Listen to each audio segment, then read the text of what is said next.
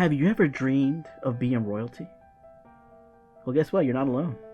I'm sure you must have imagined at one point in your life what it would be to live like a prince or a princess. I mean, what would you do if you were a prince or a princess? Would you throw a big party and invite all your friends to come dance in the castle ballroom? Hire a personal chef to cook your favorite meals? Or just save the world? I'm not a political figure. I am a humanitarian figure. Always was and always will be. Princess Diana. Princess Diana wanted to help people. She wasn't afraid to get her hands dirty, to break the rules, or to speak her mind. In some way, she did save the world. In this video, you'll explore the life and legacy of Princess Diana. Whether you're looking for an inspiration in your personal or professional life, Princess Diana's story offers a wealth of wisdom and insight. So join us on this journey through the life and lessons of Princess Diana. You'll walk away inspired, motivated, and ready to make a difference in this world and untapping your potential. Welcome to Untapping Your Potential, where we will share with you motivational stories, motivational figures, comeback stories, and public speaking tips that will keep you growing and inspire you to take action. Diana, Princess of Wales, formerly Lady Diana Frances Spencer, was born on July 1st, 1961, at Park House near Sandringham, Norfolk. Born to two wealthy parents, Lady Diana Spencer grew up adjacent to aristocracy. Though she first met Prince Charles at the age of 16, she knew many people in his family. Queen Elizabeth II was her brother's godmother, and she played with Charles' brothers as a child. Clearly, Diana's childhood was one of privilege and esteem. But was it joyful? Diana had a happy, secure childhood. From the moment I met her and worked with the family, I saw she was helpful, laughing, exuberant, and loved by both her parents and the apple of her father's eyes, her former nanny, Mary Clark, wrote. On February 24, 1981, Lady Diana and Princess of Wales' engagement was publicly announced. Their family had a long-standing relationship because they lived next to one another at Sandringham until 1975. Lady Diana and the Prince reconnected when he was invited to a weekend at Abt Harp in November 1977. On July 29, 1981, they got married at St. Paul's Cathedral in London before millions of viewers and listeners worldwide, as well as tens of thousands of spectators who lined the walk from Buckingham Palace to the cathedral. Buckingham Palace hosted the wedding reception. The princess was the first Englishwoman to marry an heir to the throne for 300 years.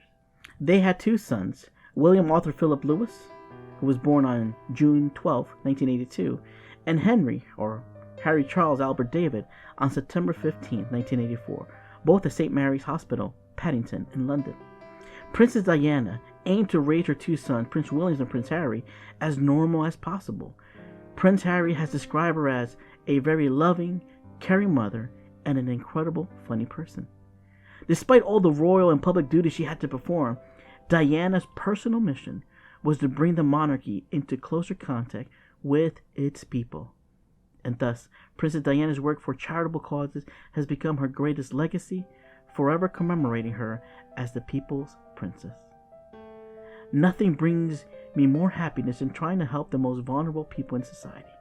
It is a goal and an essential part of my life, a kind of destiny. Whoever is distressed can call on me. I will come running wherever they are. Princess Diana. Now, some of her focuses were 1. AIDS and HIV charities. Diana was nervous about making such a public move when others were not at the time, but she resolved to go and to be photographed shaking the 10 patient hands without gloves. Princess Diana began her charity work in 1989, opening the Landmarks AIDS Center in Tuss Hill, London, offering treatment and support for AIDS and HIV patients.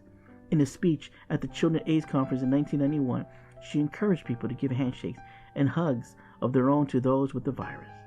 You can shake hands and give them a hug. Heaven knows they need it.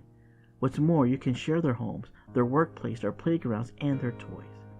She also addressed the fact that for many in an affected population, AIDS is the last straw in an already heavy burden of discrimination and misfortune.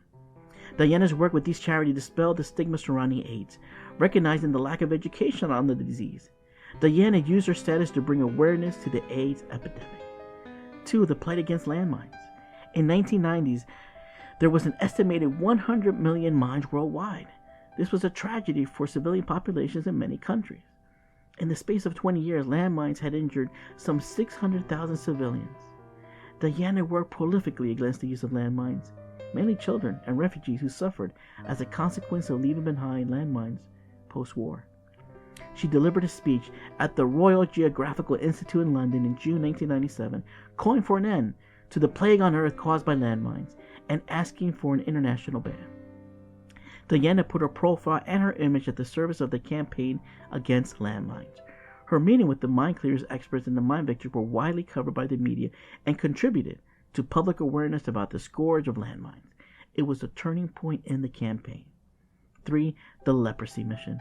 Much like the epidemic of AIDS, Princess Diana brought the plight of leprosy affected people to the world's attention, visiting and making physical contact with those affected with the disease. In her actions, Diana dispelled the myth that leprosy could be contracted by a touch. And in 1990, prior to the visit of Indonesia, Lady Diana became a patron of the leprosy mission.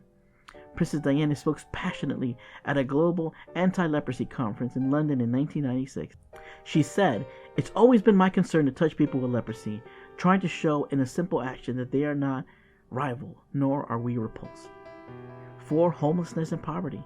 In 1992, Diana became a patron to Centerport, a charity that provides housing and support for young people across the UK. She was passionate about her mission to give homeless adolescents a future and bring about an end to youth homelessness, poverty, and raise the awareness of mental health. She said, "I'm not a political animal, but I think the biggest disease this world suffers from this day and age is the disease of people feeling unloved. And I know that I can give love for a minute, for half an hour, for a day, for a month, but I can give. I'm very happy to do that, and I want to do that." 5. Cancer Trust. Working with the Royal Marsden NHA Foundation as a spokesperson and patron, Diana had also become the hospital president in 1989. She opened the Wolfson's Children's Cancer Center unit in 1993 at the hospital and represented the Royal Marsden in 1996 for a fundraising event, raising more than $1 million for cancer research. During her marriage, the princess was president or patron for over 100 charities. The princess did much to publicize work on behalf of homelessness and also disabled people, children, and people with HIV/AIDS. Anywhere I see suffering, that is where I want to be, doing what I can. She's famous for her groundbreaking humanitarian work, but her beloved boys always took priority in her life. Rather than rely on nannies and bodyguards, the princess took the children to school herself, participated in school events, and guaranteed they experienced the same pursuits as less privileged children. In England, Sports Day is an annual tradition, with most of the relay events being for the kids. The final race of the day gives a chance for the kids' parents to jump in. Diana participated in field day events at Prince William's and Harry's school in the 80s and 90s. "I want my boys to have an understanding of people's emotions, their insecurities, people's distress, and their hopes and dreams." 2 decades since Diana's untimely death, her sons continue to champion her causes. Harry promised to honor his mother's efforts to eliminate landmines, and William has been the royal patron for the Bereavement Center since 2009. Both of them have advocated for additional causes, including support for military veterans and orphans, wildlife preservation, and raising mental health awareness. The brothers have often speak about how death of their mother brought them closer and inspired them to continue her work on mental health, conservation, and humanitarian issues. In addition, established in memory of Diana, Princess of Wales, the Diana Award is the most prestigious accolade a young person aged 9 to 25 years can receive for their social action or humanitarian work. The brothers support the award charity named in memory of her mother, which honors young people who share kindness, compassion, and service. Prince Harry had this to say about her mother's efforts. "In the midst of all the uncertainty, she led with empathy, finding the humanity in all around her and demonstrating the power of connection in the face of fear.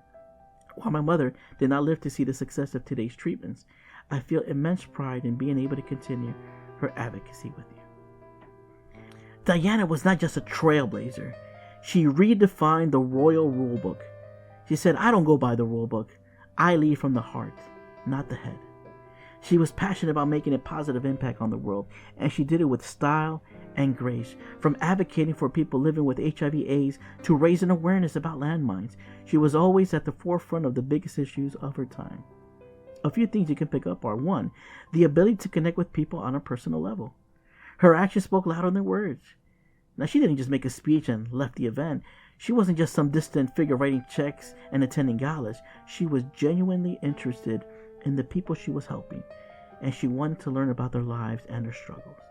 2, treat others as wanted to be treated. She was kind, compassionate, and always willing to lend a helping hand. She saw the good in everyone, regardless of their background or station in life. Let's all strive to be a little more like her and treat everyone with the respect and kindness they deserve. 3, embrace diversity. Embracing diversity is also crucial for building a better, more accepting society. When you embrace diversity, you create a world where everyone feels valued and respected, regardless of their background or identity. Princess Diana was a champion of diversity. She embraced people from all walks of life and celebrated their differences. Princess Diana showed us that being a princess isn't just wearing a crown and waving from a balcony. It's about using your position to help others and make the world a better place. And that's a legacy that will last long for generations to come. Carry out a random act of kindness with no expectation of reward, safe in the knowledge that one day someone might do the same for you. Princess Diana. Thanks for watching this video. How would you like to hear more motivational stories on a consistent basis? Do me a favor and support the channel by sharing, commenting below, and please make sure to like and hit that subscribe button to get the latest updates. Soon you will be on your way to feeling